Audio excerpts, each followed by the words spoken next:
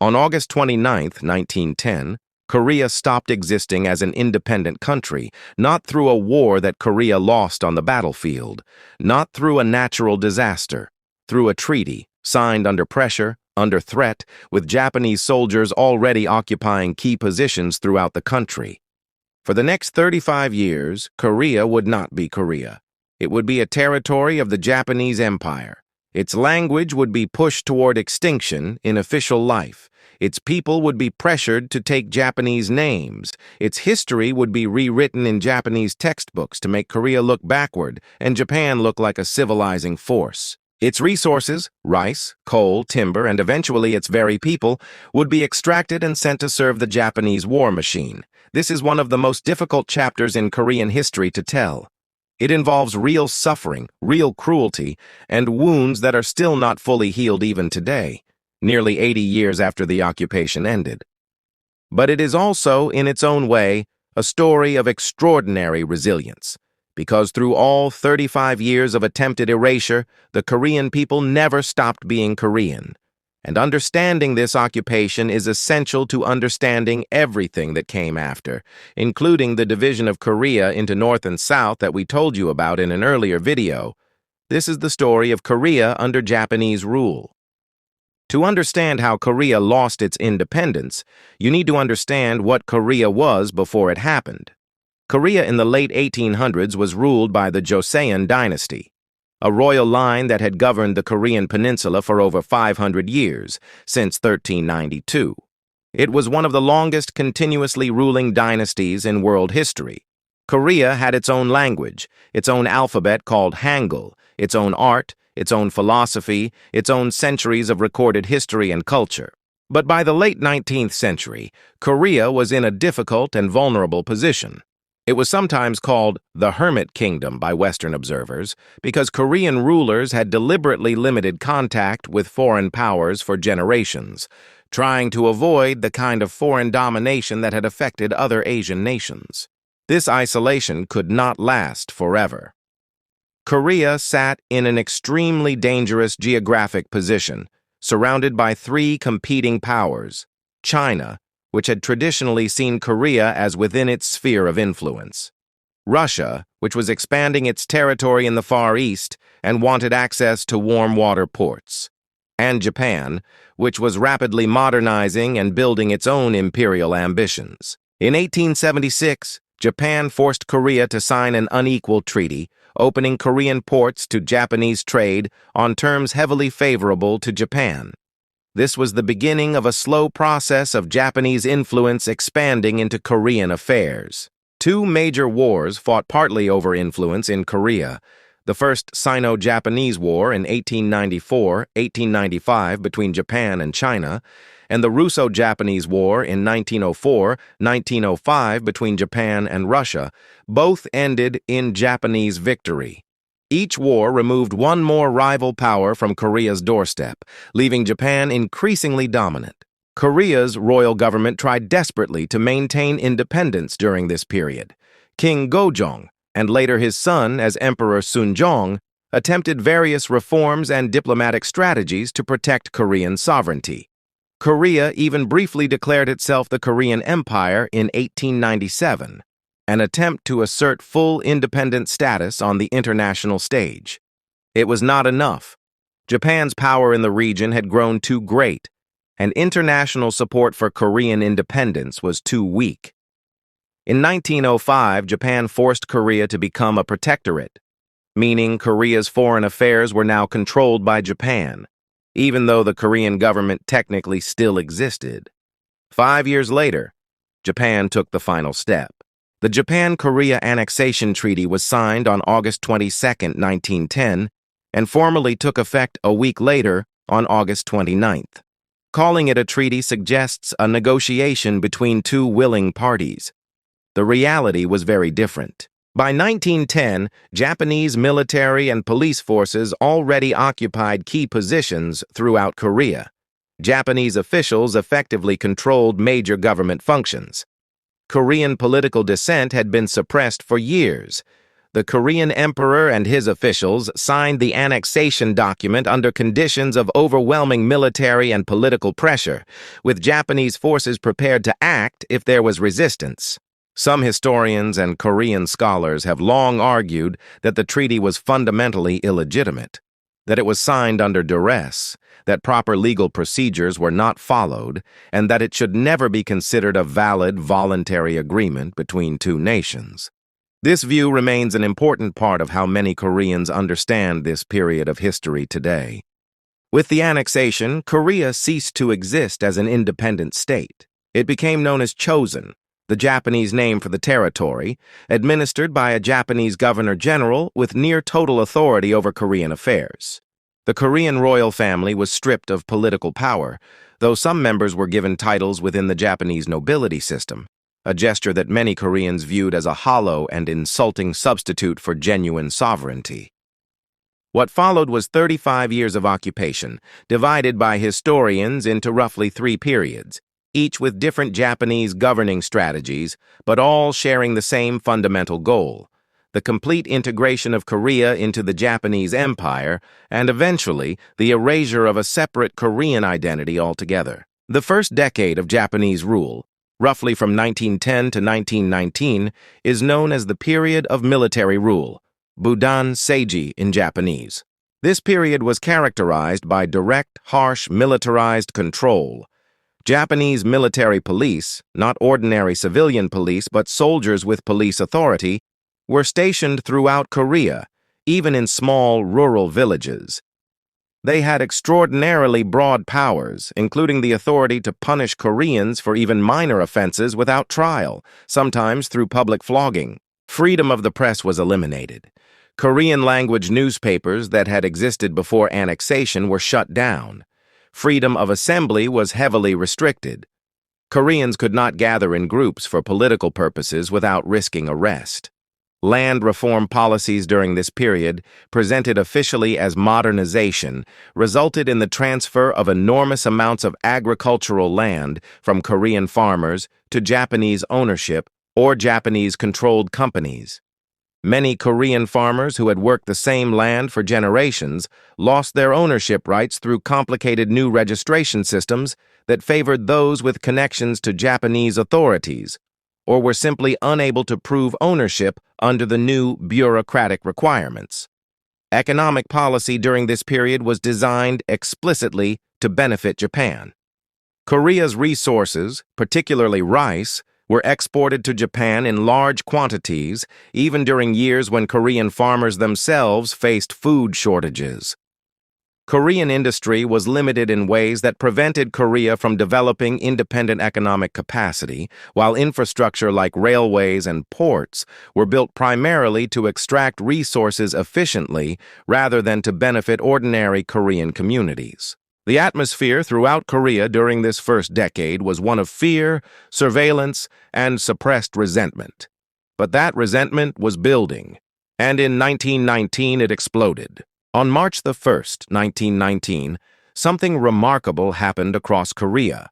A group of 33 Korean religious and civic leaders, representing different faiths and backgrounds, had secretly prepared a declaration of independence. On that day, they read the declaration publicly in Seoul, and simultaneously, coordinated demonstrations broke out in cities and towns across the entire Korean peninsula. Ordinary Koreans, students, farmers, shopkeepers, elderly people, entire families, poured into the streets carrying homemade Korean flags, many of which had to be hand-drawn or hand-sewn in secret, because possessing Korean national symbols was itself dangerous under occupation. They marched peacefully. They shouted for independence. They demonstrated unarmed against the full military and police power of the Japanese colonial government. The scale of the movement stunned Japanese authorities.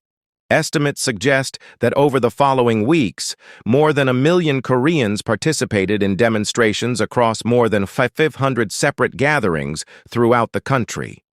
An extraordinary display of coordinated national feeling in a population that had been under strict surveillance and suppression for nearly a decade. The Japanese response was brutal. Police and military forces used lethal force against unarmed demonstrators.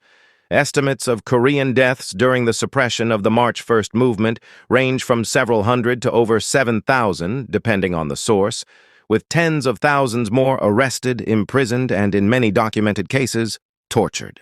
One of the most infamous incidents occurred in the village of Jeomri, where Japanese forces gathered a group of villagers into a church, reportedly under the pretense of a meeting, and then set fire to the building, killing everyone inside. The March 1st movement did not achieve immediate independence. Korea remained under Japanese occupation for another 26 years, but it had an enormous impact.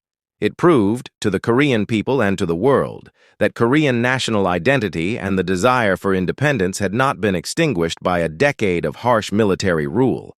It also embarrassed Japan internationally, leading to a shift in colonial policy.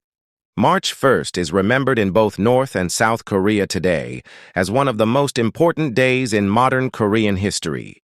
It is a national holiday in South Korea commemorated every year. In response to the international embarrassment and domestic unrest caused by the March 1st movement, Japan shifted its approach. The period from roughly 1920 to 1931 is known as the period of cultural rule, Bunka Seiji. Some restrictions were loosened. Korean-language newspapers were permitted to publish again under close censorship. Some Korean civic and cultural organizations were allowed to exist, again under surveillance. There was a modest increase in educational opportunities for Koreans, though the education system remained designed to produce loyal, useful subjects of the Japanese Empire, rather than to preserve Korean culture and identity. This period is sometimes misunderstood as a genuinely gentler phase of occupation. In some limited ways, daily life for some Koreans did become slightly less harshly controlled than during the military rule period.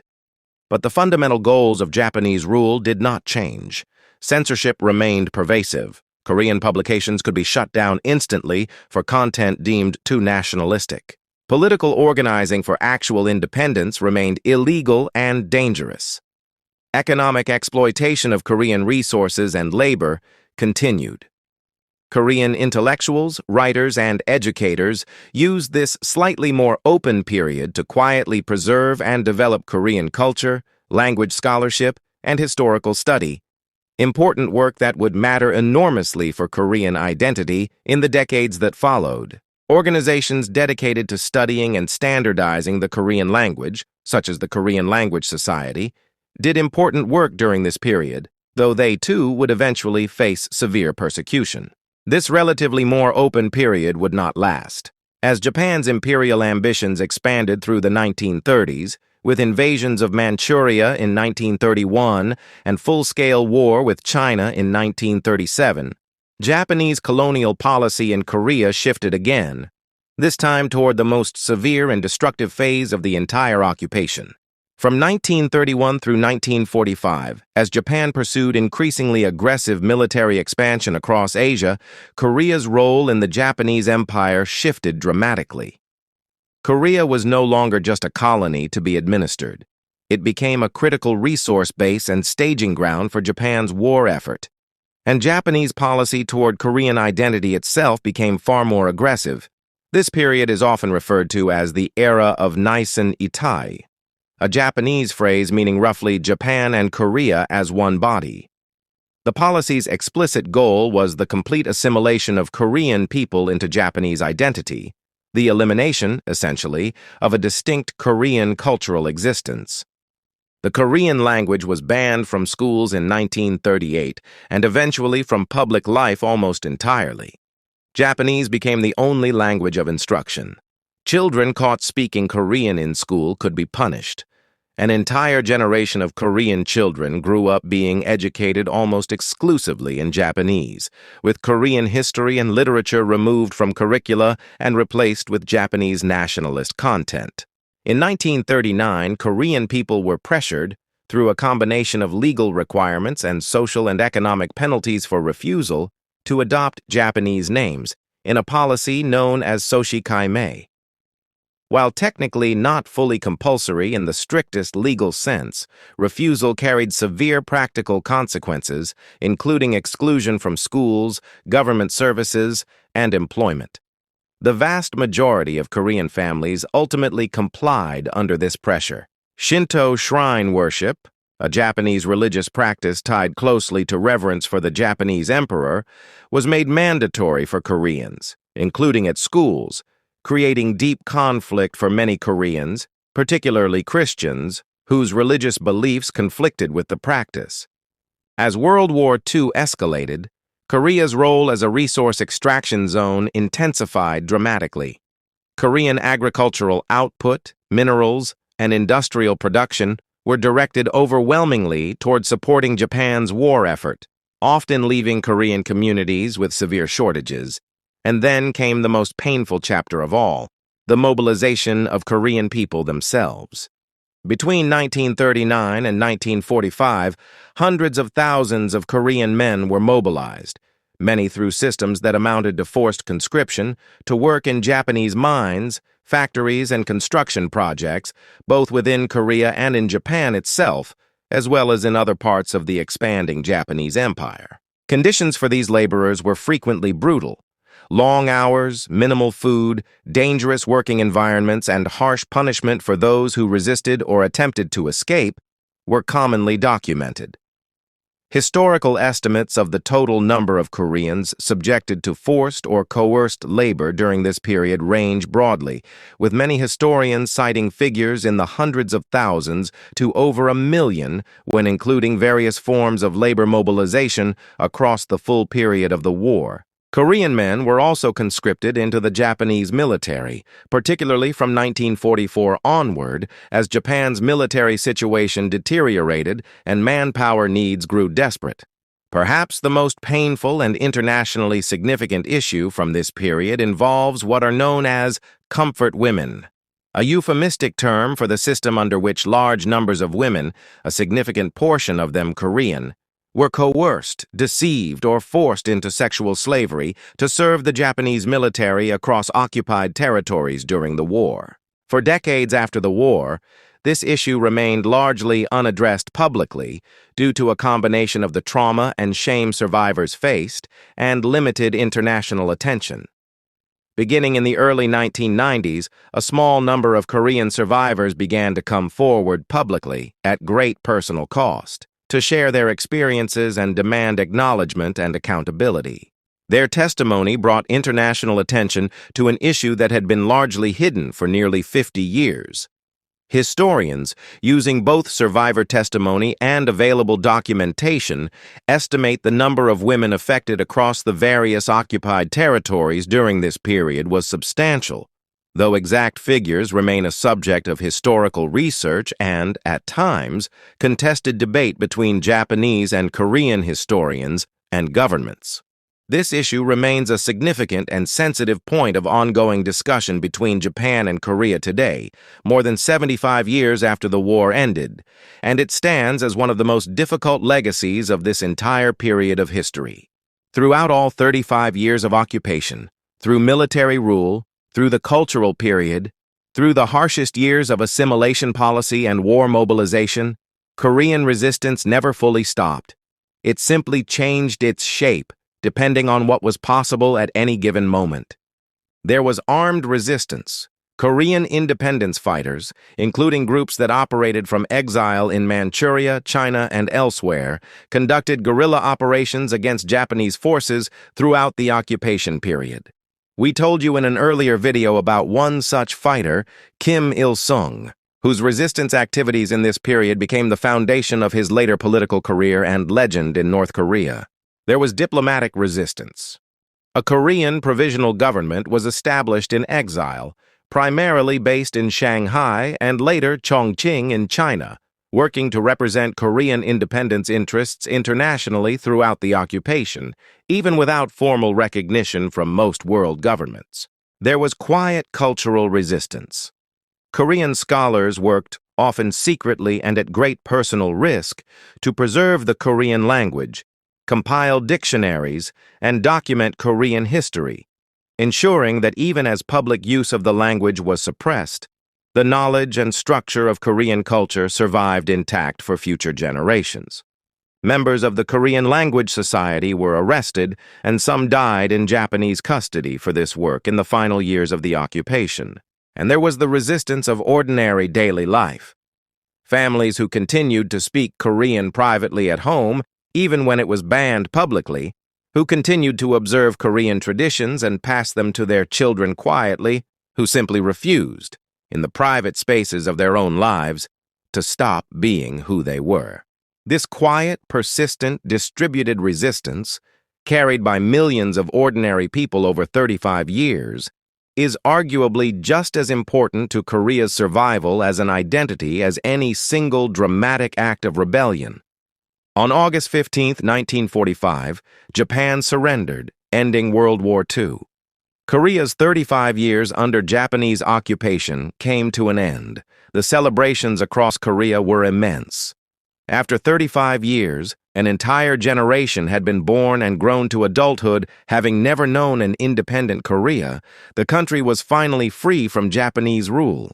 But liberation did not bring the simple, complete independence that Koreans had fought and suffered for. As we told you in our earlier video about the division of Korea, the peninsula was almost immediately divided between American and Soviet occupation zones, a division that within just 5 years would lead to the devastating Korean War. The legacy of the Japanese occupation also left deep and complicated marks on Korean society that took decades to address. Questions about how to handle Koreans who had collaborated with Japanese authorities during the occupation, some out of genuine belief, many out of simple survival necessity in an impossible situation, created painful divisions within Korean society that echoed for generations. Some historians argue that this issue of collaboration and its incomplete reckoning contributed to political and social tensions that persisted long after liberation in both North and South Korea. The physical and economic infrastructure Japan had built in Korea, largely designed to extract Korean resources rather than to benefit Korean development, had to be repurposed and rebuilt to serve an independent nation's actual needs, a process complicated further by the division of the country and the devastating war that followed just 5 years after liberation. 35 years is a long time. Long enough for an entire generation of people to be born, grow up, marry, and have children of their own, all without ever experiencing an independent Korea. Japan's occupation attempted something extraordinary in its ambition and disturbing in its intent, not simply to control Korea's government or extract its resources, but to erase Korean identity itself. To make an entire people stop speaking their own language, stop using their own names, stop knowing their own history, it did not succeed. The Korean language survived, preserved by scholars working in secret, spoken quietly in homes across the country, and taught to children even when doing so publicly was dangerous. Korean names survived, reclaimed the moment occupation ended. Korean history survived, researched and taught and passed down, even the difficult and painful parts of it. Today, the Korean language is spoken by over 80 million people. Korean culture, from cinema to music to literature, is celebrated around the entire world. The Korean alphabet, Hangul, which Japanese policy tried to push toward extinction, is now studied by people on every continent who want to understand Korean culture and media. The scars of the occupation remain. The unresolved issues around comfort women, forced labor, and full historical accountability continue to affect the relationship between Korea and Japan even today, in 2026. These are not simple issues, and they deserve careful, respectful, ongoing attention, not a tidy ending in a 25-minute video. But the central story of this period, of an entire people who endured 35 years of attempted cultural erasure, and who emerged from it still speaking their own language, still carrying their own history, still unmistakably and proudly Korean, is one of the most powerful examples of cultural resilience in modern history. They tried to make Korea disappear. Korea is still here. This is one of the more serious and sensitive stories we have told on Past Portraits, and I wanted to handle it with the respect it deserves. If you learned something today, drop a comment and let me know. And if you want to see more true stories from history, Korean history, and beyond, hit subscribe, because every single day, Past Portraits brings you stories just like this one. I will see you tomorrow.